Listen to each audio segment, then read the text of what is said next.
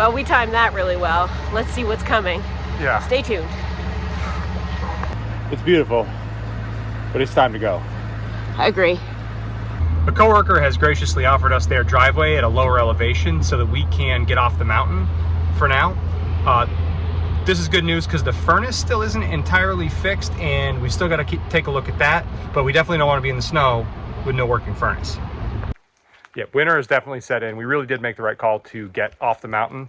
Now a few days later, there's still some things we can do. We had a giant pile of wood that we didn't deal with because we just didn't have time, but we didn't want to leave that up here to either be wet or possibly just disappear. So I've got a valve here that shuts off to the campground, and then I've got another valve with a plug in it. If I turn that on, it should give me access to blow air into the system to blow out all the water so that it doesn't freeze over the winter. In theory. In theory. Let's do it. I do not want to see water come back out of this. I want to see air leaking down. Right here. That's sucking. All the weight of the water is running down out of the system and sucking air in. All right, let's get the compressor hose and I'll push the air in. Yep, let's do that. How many air? Compressor's not on. So my Viair compressor isn't working right now for some reason, and of course we really need it. We're checking to see if I have a bad switch. Let me show you. What we're doing is we're putting a hook tool in here, and then we're gonna touch the hook tool together and see if it turns on. Yep. Bad switch. Terrible weather, and of course we need it. It's snowing, so. But it looks like we have a bad switch. So what we're gonna do right now is I have other switches in the rig, but we're up on the mountain and we need to blow out these lines right now. So Andrew is going to fab up. I'm either gonna find a switch or I'm just gonna make something with 2 spade connectors and it'll make this piece and we'll be done. Bingo. Did you have a switch? Yeah, I got one. I think the spade connectors are the same size. Oh man, that never happens. We never have a switch when we need it. It's always tucked somewhere in the trailer. Whoop, whoop. Let's check this real quick. Yeah.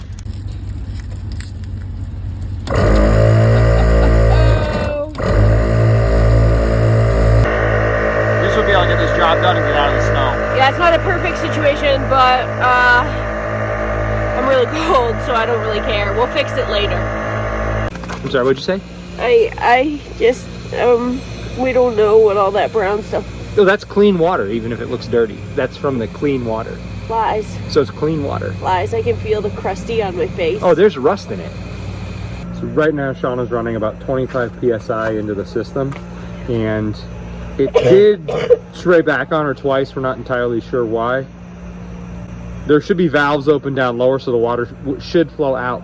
The question is, if there's some frozen sections already, it might backflow. Still doing? Yeah, at least this work is interesting.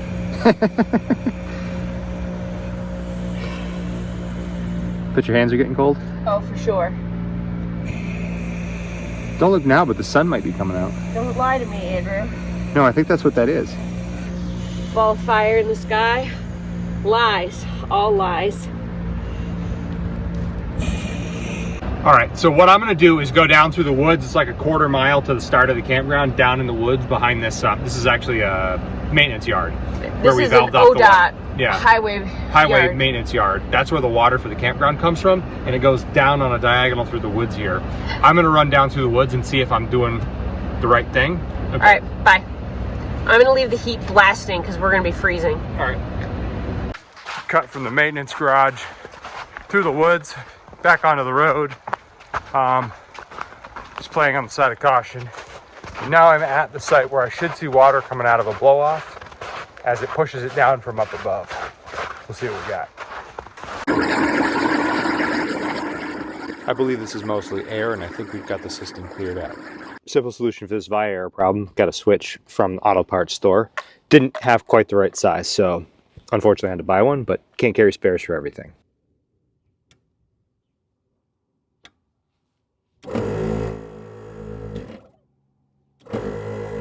Intermittent problems like that can be so frustrating to diagnose, but I'm really sure it is the switch, so I'm going to pop it out right now.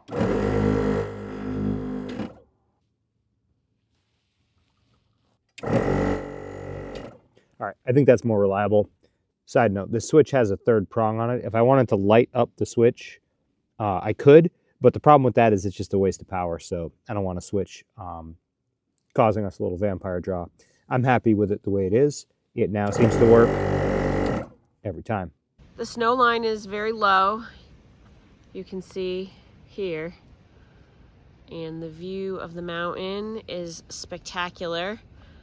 Some of the ski lifts are running. Look at that view, huh? And I suspect that this will be our last paid day of work, and we will be moving on to somewhere warmer. I have no idea where we're going or what we're doing next. But what a summer. What a beautiful view. Pretty lucky, you guys. I feel pretty lucky.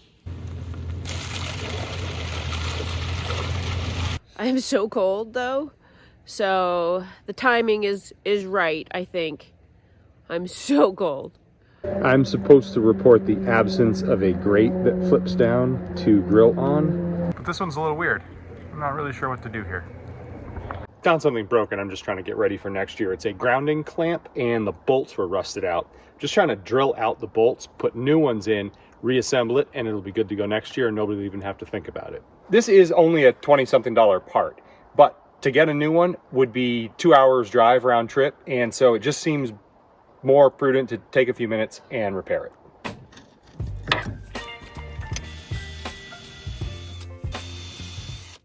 With our campground work and projects coming to an end and more snow in the forecast, we decided to hitch up and tow south. We have no plan but to seek out some warmer, drier, sunnier weather. We have left Oregon, and more on that later. Baby, you give me ice and fire. You're giving me wind and rain. You're some kind of butterfly. Baby, you give me midnight. So I have a love-hate relationship with these original Airstream cabinet latches. When they work great, and when they fail, they are a real frustration. This one is bad. I'm gonna take it out now. So this replacement latch, I bought at Airstream for, it's rated for a heavier sized door. These type of latches are available on Amazon, and I bought a few there, but it didn't seem like they lasted very long. So I'm back to paying a little more, but maybe it's a better latch. They did seem slightly different. If I can give any advice on why they die, it seems to be that if you have your door loose or slightly misaligned, loose hinge, the striker comes in and smashes the body of the latch itself. That's what happened to the one down here that we had in the Instant Pot cabinet. The spring fell right out of it. That's the best advice I can give. But periodically some of them just need to be replaced because bad things have happened. Now, I'm not blaming anyone, but when they fail to latch, more force isn't a solution.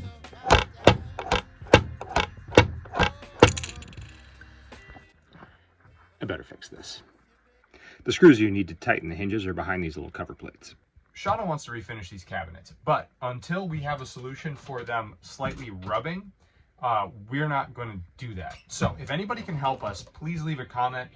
I do not know how to adjust these hinges to keep the cabinets from rubbing on each other.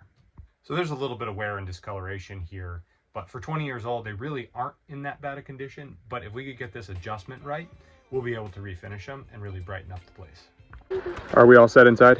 We are. We'll double check again after we rough and tumble on this Forest Service road. But weather is coming and we have to go. This was a quick, just off the highway, boondocking spot, Modoc National Forest in the northeast corner of California. It's a great little spot. We really could have stayed longer, but we got places to go, things to see. This Forest Service road is rough. Bear with us. However, foot update. The doctor says that I am good to go. My bone is healed. Now I just need to strengthen the tendons, ligaments, and my foot. And so that's great news. And that means I am free to move about the country. So we have left Oregon. I did end up getting a nasty chest cold. So I am towing and I'm not feeling great. Let's see how far we make it today. We are outrunning some weather and we want to get to lower elevation. Apparently I've got water in the marker lead up here again because it's not working. One more thing to add to the list. Which way am I going? You're gonna go right here. Okay. We are at a high elevation still, and because of that, we need to move lower. I had hoped to find a place to dry out the trailer and all of our stuff and park for a week.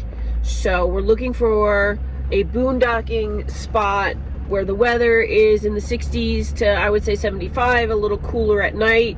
So enough elevation to be cool, but not low enough that we need the air conditioning or any sort of hookups. You know, the unicorn temperature. For me, I just don't want to get snowed in. That's really where I'm at. I could use some time to dry out all of the things that we own. Yep. And do some housekeeping and repairs. The last town we went through definitely had snow on the ground, so we're slightly lower now, but we are still too high elevation. We've got to get lower. A note on cattle guards, you definitely want to watch out for all kinds of critters in them, especially snakes. We learned that the hard way in Texas. Yep. The rattlesnakes like to be under the cattle guard because there is like a little rodent field mouse highway of storage in the little cattle guard tubes. Yep. Circle of life stuff. Yeah, yep. Circle of life stuff, definitely. RVs. Right. Put the music. Lane ends, merge left. Okay. We just went through an agricultural checkpoint in California. I pulled into the RV lane, which is bigger, and they asked me what I had, and I was like, I have onions, carrots, and celery to make a pot of soup. They said, you're fine. She's like, I see your plates are from Massachusetts. Show me on the map. And I pointed to Massachusetts on a map, and she said, they're looking for spotted, what? Beetle? Lanternfly. Because it kills the trees? It's like a beetle-looking thing like this with red dots down the body. And we said, well, we've just been in Oregon for the last 6 months, so it shouldn't be a problem. And she's like, oh, carry on, enjoy your day, bye. And that was great. No fuss, no muss. Yeah, plus we're not carrying firewood, so... No. We don't carry firewood or anything. Those were kind of... Well, I have a light-duty truck, but also I want to be the person that wants to have that beautiful crackling fire at night, but more often than not, I stumble into the rig and I put on a hot cup of tea and I just go to bed. So, yeah. We have learned that while we want to be those people, more often than not, we are not. I had to use the ladies' room, so we pulled off. I was looking for a turnout, but there wasn't any. It's all like agricultural farmland here. And so we pulled off into this like little town, VFW, out of nowhere. A 3-year-old, like probably a 3-year-old little girl just comes booking across the road and just launches herself for a hug. That's probably never happened to you, but this isn't the first time it happened to me. Unfortunately, we can't sightsee right now. With winter weather coming and mountain passes closing, we need to get further south. We know your time is valuable. Thanks for watching. Join us next week to see where we end up.